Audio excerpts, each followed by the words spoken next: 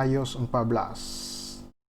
Ya, mari kita bahas iOS 14 yang baru saja diumumkan oleh Apple di WWDC yang akan mungkin dirilis akhir tahun 2020 bersama dengan iPhone 12. Apa saja fitur-fitur baru tersebut? Oke, nanti akan kita bahas satu persatu. Tapi yang menjadi pertanyaan sebelumnya adalah, apakah sudah rilis official? Belum. Apple baru mengumumkan kapan dirilis. Yang ada itu cuma iOS 14 beta, public beta atau developer beta, yang tentu saja masih banyak bugs atau error dan isu-isu lainnya. Jadi jika Anda ingin mencobanya, saya sarankan backup dulu data-datanya baru dicoba. Oke, mari kita bahas satu persatu dari fitur-fitur iOS 14 ini ya.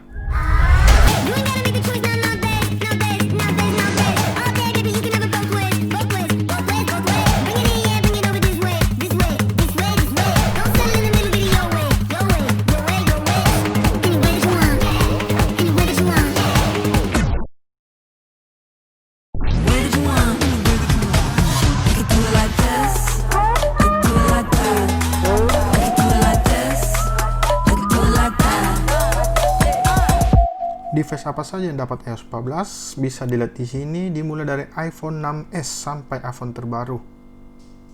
Oke, yang pertama itu App Library. Bisa kita lihat di sini perbandingan iOS 13 dengan iOS 14. Di iOS 13 itu kita geser kiri kanan itu ya aplikasi semua mentok di aplikasi-aplikasi. Sedangkan di iOS 14 kita lihat paling kanan itu App Library. Jadi aplikasinya itu dikumpulkan menjadi beberapa kategori. Di paling atas itu kita bisa search aplikasi apa yang ada di App Library ya. Tuh, bisa di scroll atas bawah.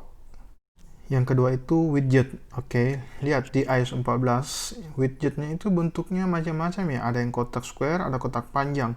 Kita coba bandingkan ya. Di iOS 13 itu widgetnya monoton ya. Cuma dari scroll dari atas sampai ke bawah, itu pun di halaman pertama paling kiri. Opsinya cuma ada penambahan widget atau pengurangan widget. Aduh, membosankan ya. Sedangkan di iOS 14, widget itu bisa ditaruh di halaman aplikasi. Lihat, bisa ditaruh di mana saja. Bentuknya pun bisa kita atur. Dari bawah kita bisa pilih bentuk-bentuk widget. Widget apa saja bisa ditampilkan di halaman aplikasi. Oke, jadi kita bisa modifikasi sesuka kita. Dan kayaknya banyak macam widget ya yang bisa ditambah. Kalender. Coba lihat widgetnya itu, wah keren-keren ya di iOS 14 ini. Oke, dan ini Smart Stack, widget yang bisa di scrolling antara widget satu dan widget yang lain. Coba lihat, kita scroll ke atas ganti widget, scroll ke atas ganti widget, jadi nggak membosankan banget ya tampilannya. Oke, nextnya itu picture in picture, yaitu multitasking dari video ya. Jadi video yang kita nonton, entah itu dari Netflix atau YouTube, bisa kita kecilkan gambarnya atau mini window ya. Kita bisa atur letak dan posisi dari picture in picture, bisa di atas, di bawah. Jadi kita bisa melakukan aktivitas lain seperti buka notes, notepad ya. Jadi kalau kita nonton YouTube, kita bisa catat hal-hal yang penting dari video tersebut. Mini window ini bisa kita atur size-nya, ukurannya, atau letaknya. Jadi kita juga bisa sambil chatting. Jadi kalau lagi butuh chatting yang penting, kita bisa hidden sementara. Tapi nggak terclose ya, itu masih ada tanda panahnya. Kalau butuh lagi bisa ditarik. Oke, sampai kita bisa tekan tombol close di videonya, baru benar-benar tertutup. Oke, nextnya itu Siri. Lihat, tampilan Siri di iOS 13 itu kayak gini, waiting ya.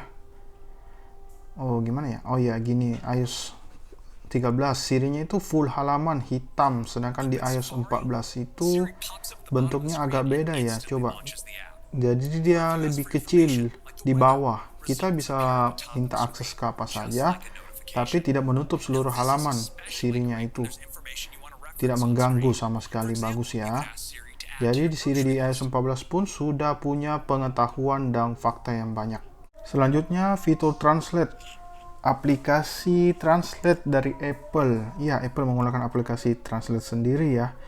Design for conversation, untuk percakapan dari bahasa asing, dan dijamin keamanannya oleh Apple. Oke, dan fitur translate ini tersedia untuk 11 bahasa ya. Baru 11 ya. Tuh, mulai dari list-listnya ada 11 bahasa. Oke, dan fitur ini cuma ndak ketikan tulisannya, bisa audio juga. Selanjutnya pin conversation. Biasanya kan kalau lagi SMS banyak tertumpuk sampai di bawah ya conversation kita. Nah, yang penting kita bisa swipe dan di pin sehingga menjadi yang paling atas dan yang paling penting. Ya, gitu. Selanjutnya digital car key. Oke, Apple mungkin akan kerjasama ya dengan pabrikan mobil yang high-end di luar sana. Jadi iPhone bisa digunakan sebagai kunci mobil, nggak perlu bawa kunci lagi. Wah. Oke, lanjut. App Clips. App Clips itu semacam shortcut untuk berbagai aplikasi ya, yang berfokus pada tujuannya yang penting saja ya. Misalnya aplikasi parking nih, kita nggak perlu download full aplikasinya. Jadi cukup App Clips aja yang muncul dan ya sesuai tujuannya aja yang butuh-butuh. Sehingga memori size yang dibutuhkan itu kecil, nggak perlu download lama. Jadi kita nggak perlu download semua aplikasi banyak-banyak dan full memori ya. Cukup dengan App Clips aja. Semuanya bisa teratasi dengan cepat dan mudah. Benar-benar cuma shortcut gitu. Sesuai dengan tujuannya App Clips. Oke, lanjutannya itu ada penambahan banyak memoji baru ya. Saya sih belum coba lihat memojinya ya. Oke, selanjutnya itu yang paling heboh ya, fitur back tap. Coba kita lihat di iOS 13 itu di bagian accessibility dan bagian tab-nya itu nggak ada fitur apa-apa ya di bagian tasnya. Oke, coba lihat nih, nggak ada apa-apa ya. Coba kita bandingkan di iOS 14. Di settingnya sama, di bagian touch itu paling bawah ada fitur back tap. Oke, ada fitur double back tap, ada triple tap.